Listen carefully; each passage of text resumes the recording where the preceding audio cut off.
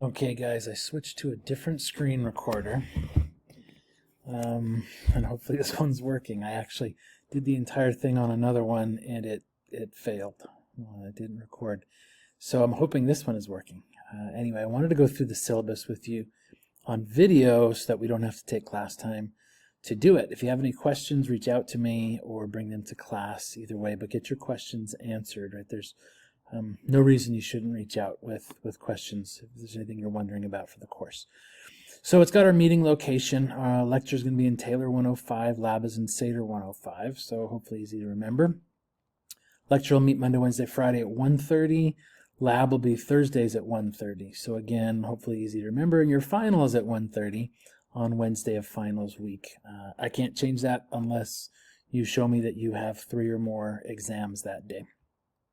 Some contact info for me. I'm going to have open office hours reserved on Mondays from 3 to 5, but that's not the only time I'm available. It's just a window I'm going to try to really protect for drop-in so you don't have to have an appointment. If you want to schedule something with me, just ask me what my availability is on a particular day and see if we can find some time to sit down together. It can be a challenging class, and I feel like I can help you get through it. So I really hope you'll reach out to me, and I hope to see office hours and then some filled up. Okay, read the course description so you know what you're getting yourself into, including the learning outcomes. Let me read the specific learning outcomes to you, though. So by the end of the course, students will be able to, 1, describe the physical architecture and physiology of bacteria. 2, explain the ways in which bacteria cause disease and resist antibiotics. 3, paraphrase the mechanisms involved in the innate and adaptive immune systems. And then 4, this one's tied to lab, design, execute, and evaluate experiments in the microbiology laboratory. I sent you an email indicating that you need the e-text of Brock, and you eventually need the app. You don't have to have the app the first week, but within the first couple of weeks you should pick up the app and have it on a mobile device, because for a couple of the exams you'll be allowed to use it, but not if it's on a laptop. So make sure you download that to either a smartphone or to a tablet of some kind. 705 total points in this class. 555 comes out of lecture, another 150 comes out of lab. Like other classes in the sciences where there's a lab and a lecture, all the points come together as one, and you get 1 grade, and that 1 grade is applied to both your lecture and your lab units in your grade book, right, in your transcript. So where do most of your points come from in this class? 3 midterm exams, roughly every 4 weeks, worth 100 points each, variety of types of questions. But the whole thing needs to be accomplished within the 1 hour that we have. So these are not like 3-hour labs where we're doing, or exams where we're doing them in the laboratory. We're doing these within the 1 hour that we have. Take a close look at the dates of those. Those are not flexible unless something urgent comes up, and that doesn't include leaving early for spring break or staying long on a vacation or something like that, right? If you have a legit excuse, I will allow you to make up an exam, but otherwise, there we go. But otherwise, plan on being on campus in class to take these exams in person on the date that they're scheduled. Your final is a 2-part final. You have 100 points that's comprehensive, meaning covering the previous several weeks of the course, but that one's going to be take home and open book. You just have to do the work on your own. In class during the final exam slot that Wednesday, you will have a short final exam that covers, it's only 50 points, that covers the immune system only, and that's not open book, right? It's just like every other exam, but it's just to cover that particular content. So make sure you're prepared for both those, and we can talk lots about that as the times get closer.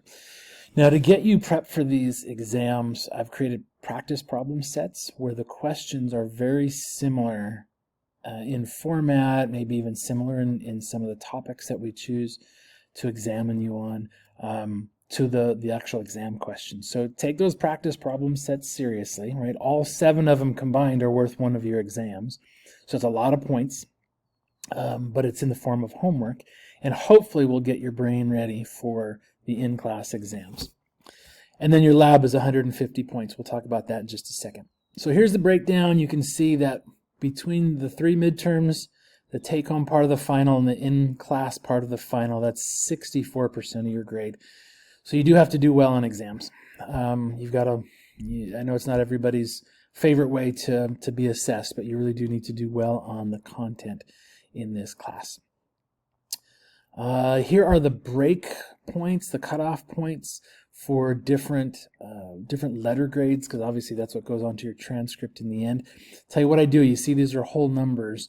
I will take whatever your final grade is in the class and round it either up or down to the nearest whole number, and that's what you get. And it's going to be non-negotiable unless I made a mistake in your grading. So for example, if you've got an 89.7, we're going to round that up to a 90 and you got yourself an A-.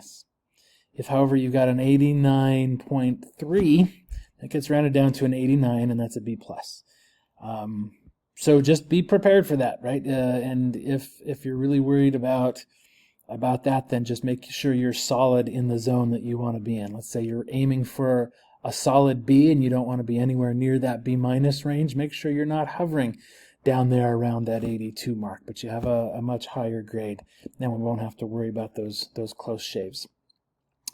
Okay, this table here lays out the dates that each of the topics are covered, the chapters, the video episodes in Canvas, and any practice sets that are due and when those are due. These are always due, by the way, before class on Canvas, uploaded on their due date. You can see in bold the various exam dates. So Friday the February 7th, Friday March 7th, Friday April 11th, and then Wednesday May 7th at 1:30 is your time for the final exam. So look through all that carefully, make sure you know what you're getting into. Your lab grade is going to be broken into 3 components: attendance and participation. This is not a cookbook lab where you're just turning in something at the end of every day, just learning basic principles of lab activities.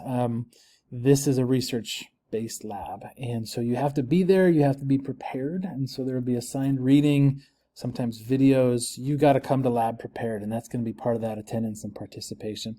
You'll be paired off with one other partner, so if you show up unprepared, you're really going to leave your partner in the lurch for that week. So make sure you do your part to come to lab ready, and I'll be grading you on that at the end of the semester on what the trend was that I saw. You're going to learn to keep a lab notebook, and we're going to use an online electronic lab notebook, and I'll give you a lot more detail on exactly what goes into that the very first week, because we do meet the very first Thursday to take care of some business. And then at the end of this long semester-long research project, you're going to create a final poster, and we're going to have a poster session, and we'll invite other classes to come into that poster session and some other faculty to come into that poster session, and you'll get scored out of 50 points on that as well. So that's where your 150 lab points come from. No quizzes, no daily assignments to turn in. It's really up to you to show up on time, prepared, having done the work, and ready to continue to do the work in person. So you'll see all these Thursdays, the date, the lab topic, the lab preparation. There's a lab manual posted on Canvas. There are some videos that I've very carefully sort of curated for this purpose, to make sure you do watch those videos. Don't skip those, please. That'll be part of your participation points if I start detecting that people are just skipping the videos. You notice that in red, at a few times during the semester, there's a Wednesday scheduled, and that's where you need to come in just the night before and inoculate or start a new culture. It will all make sense because I'll be teaching you how to do that. We'll make sure that everything's available to you, and it shouldn't take more than a few minutes. But because so many bacterial experiments require a fresh overnight culture, you're going to have to get in the habit of coming in at least a few times to start those cultures. So you can see there's 1 there, 2, 3, 4 times you come in on a Wednesday for a few minutes in order to inoculate and get things ready. And then there's the important official university information policies that you're expected to know about, final exam policies, late assignments, copyrights, honesty, artificial intelligence, all that stuff. So if you've never actually read that, take a few minutes and read through all that. All right, I hope that was helpful, and I hope this recorded properly. And I look forward to meeting all you guys in just a couple of weeks, and I hope you have a great Christmas with your families. I'll see you soon. Bye.